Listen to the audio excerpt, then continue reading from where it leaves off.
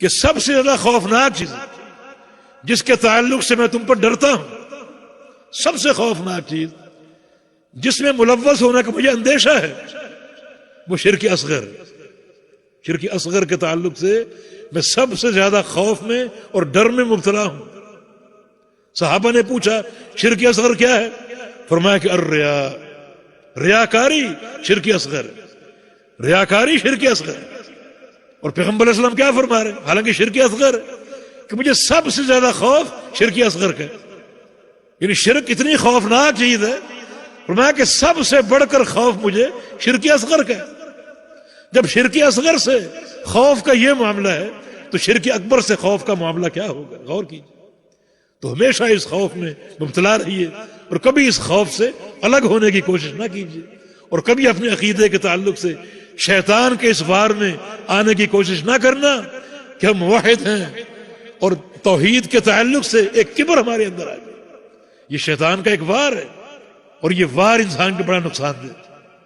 تواضع اختیار کیجیے اور مزید اس عقیدے میں تقدم اور فہم حاصل کیجیے۔ توحید کا مسئلہ ایسا ہے کہ اس کا فہم بڑھاتے رہیں، اس کی قوت اور استحکام میں اضافہ کرتے رہیں، اس کی معرفت اپنے اندر پیدا کرتے رہیں۔ یہ ایسا مسئلہ ہے، اور کبھی اس میں رکنے کی کوشش نہ کیجیے۔ تو ریاکاری شرک اصغر، فرمایا کہ مجھے اس کے تعلق سے سب سے زیادہ ڈر ہے، کیونکہ ریاکاری اعمال کے لیے تباہ کر دے۔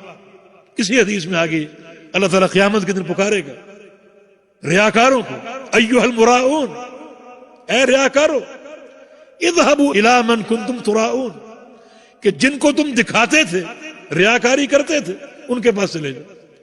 فانظروا هل تجدون عندهم جزاء، وہاں جا کر دیکھو کوئی بدلہ ملتا ہے، کوئی نیکی ملتی، کوئی ثواب ملتا ہے تو لے لو۔ میرے پاس کچھ نہیں، کوئی اجر نہیں۔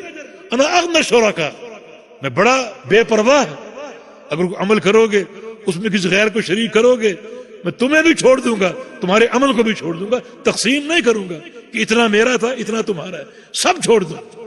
تو ریاکاری انتہائی نقصان دہ۔ سب سے پہلے جہنم جن پر بھڑکے گی وہ ریاکار لوگ ہیں، چوٹی کی نیکیاں کرنے والے، ایک شہید، ایک سخی اور ایک قرآن کا عالم، مگر ریاکار تھے، سب سے پہلے جہنم میں ڈال دیے جائیں گے۔ اس کے راوی ابو ہریرہ اس حدیث کو کبھی کبھی بیان کرتے تو بیان سے پہلے غش کھا کر گر جاتے، اتنا خطرناک اس کا موضوع۔ تو پیغمبر علیہ السلام اس تعلق سے اتنا خوف کا اظہار کر رہے ہیں، تو پھر شرک اکبر کا خوف کتنا ہونا چاہیے۔ تو یقیناً ہمیں اس تعلق سے تفکیر کرنی چاہیے اور سوچتے رہیں، اور کبھی عقیدہ اور نیکی کا ظلم اور کبر ہمارے اندر پیدا نہ ہو۔ یہ شیطان کا ایسا وار ہے جو انتہائی نقصان ہے۔